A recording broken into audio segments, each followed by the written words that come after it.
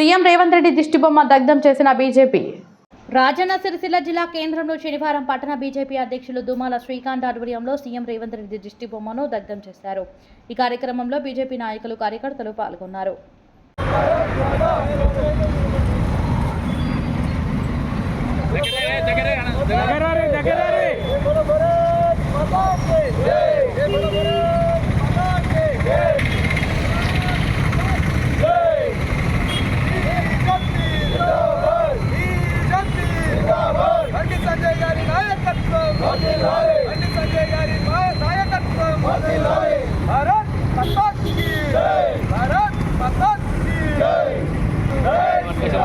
माता के जय बोलो भारत माता के నిన్నటి రోజున జూబ్లీహిల్స్లో ఎన్నికల ప్రచారంలో గౌరవ ముఖ్యమంత్రి రేవంత్ రెడ్డి గారు మన దేశాన్ని కించపరిచే విధంగా, సైనికుల మనోభావాలు దెబ్బతినే విధంగా వారు చేసినటువంటి కామెంట్స్ను బేషరతుగా వెనక్కి తీసుకొని భారతదేశ ప్రజలకు అలాగే సైన్యానికి కూడా క్షమాపణ చెప్పవలసిందిగా సిరిసిల్ల పట్టణ బీజేపీ తరఫున డిమాండ్ చేస్తున్నాం.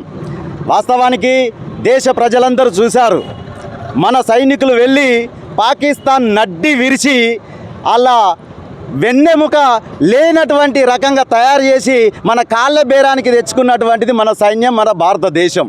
అది వారికి కనబడలేదో మరి అర్థమైతలేదో. మన దేశ ఔన్నత్యానికి సంబంధించింది, దేశ భద్రతకు సంబంధించింది ఇది. అలాంటి విషయాన్ని వారు హేళనగా రాజకీయ కోణంలో అలా మాట్లాడడం అనేది హేయమైన చర్య. వారికి సిగ్గుండాలే వాస్తవానికి. ఎందుకంటే మన దేశ గౌరవాన్ని, ప్రతిష్టను భంగపరిచేలాగా మాట్లాడిరు. పాకిస్తాన్తో తన్నించుకోలేదు, మన సైనికులు వెళ్ళి వాళ్ళ నడ్డి విరిచిర్రు. అది అందరూ దేశ ప్రజలందరూ చూసిరు, ప్రపంచ దేశాలు కూడా చూసినాయి. ఇది వారికి కనబడతలేదా అని మేము ప్రశ్నిస్తున్నాం. మన బాంబులు పోయి వాళ్ళ ఎయిర్ బేస్ను అలాగే పాకిస్తాన్లో ఉన్నటువంటి తీవ్రవాద సంస్థల నిలయాలన్నింటినీ కకావికలం చేసిన ఘనత మన సైనికులది, మన వైమానిక సైనికులది. అది కనబడలేదా అని మేము ప్రశ్నిస్తున్నాం రేవంత్ రెడ్డి గారిని. అయ్యా, ఇలాంటి చులకబారు ఇంత చులకనైన మాటలు మాట్లాడద్దు.